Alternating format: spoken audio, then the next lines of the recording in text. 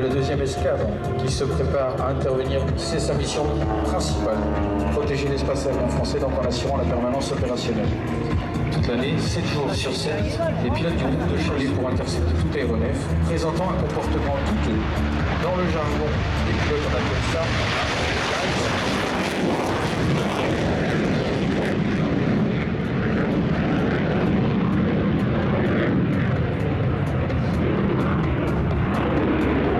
sur alerte effectué par le capitaine Follet, Axel son surnom. Donc ils arrivent maintenant en face à face. Le pilote du Mirage 2000 guidé par les contrôleurs va devoir manœuvrer, réduire sa vitesse pour se placer correctement derrière l'Epsilon.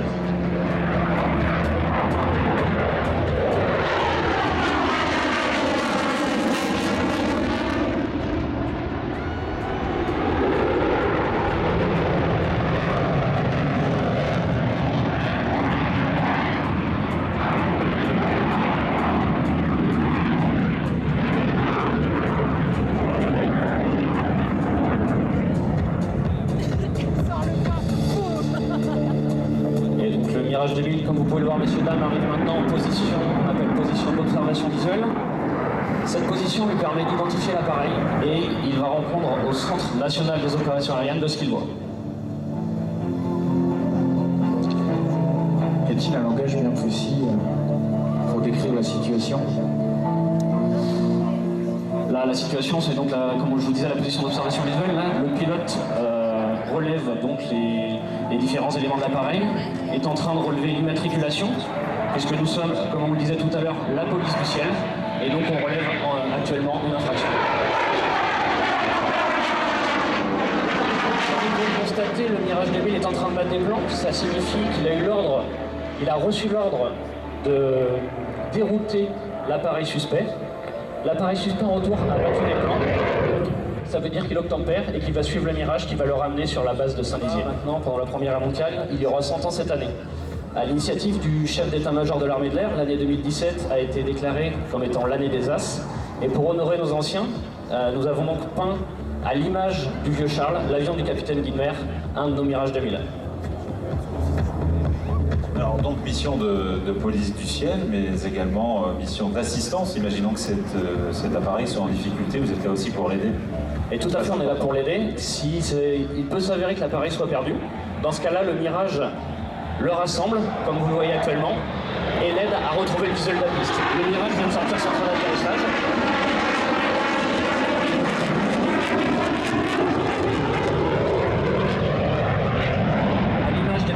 Tout à l'heure, la sortie du train d'atterrissage vertical de la piste indique à l'Epsilon qu'il doit se poser ici. Voilà, mais dans la plupart des cas, on assiste surtout à des pilotes qui sont perdus, des problèmes radio, des problèmes d'ordre mécanique sur l'avion.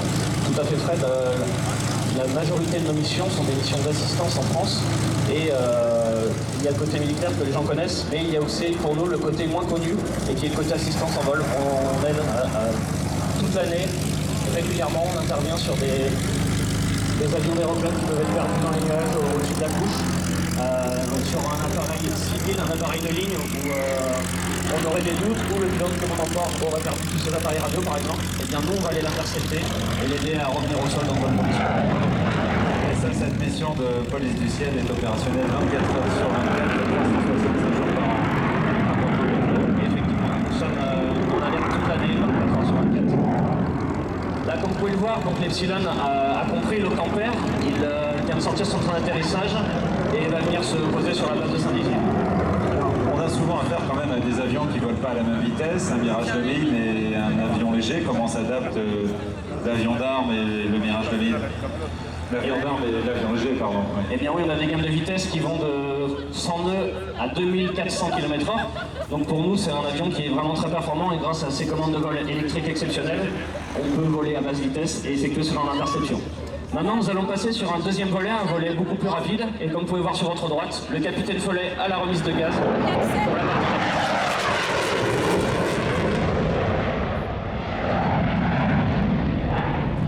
L'appareil effectue maintenant une oreille par la gauche pour revenir sur notre présentation.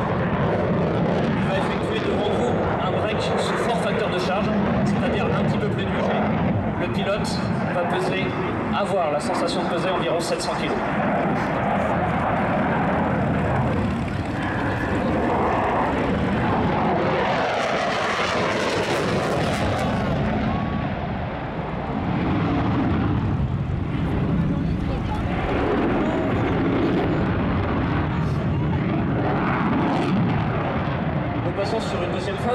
mission pour nous, une mission qui nous a été confiée récemment, le tir canon air-sol. Donc, comme vous pouvez le voir, Axel est en train de se représenter derrière nous. Il arrive à basse altitude dans un souci de discrétion et effectue un cabré pour simuler un tir pop-up canon, c'est-à-dire un tir sous un angle de 10 degrés. Il participe aux accords de défense de ce territoire stratégique pour la France.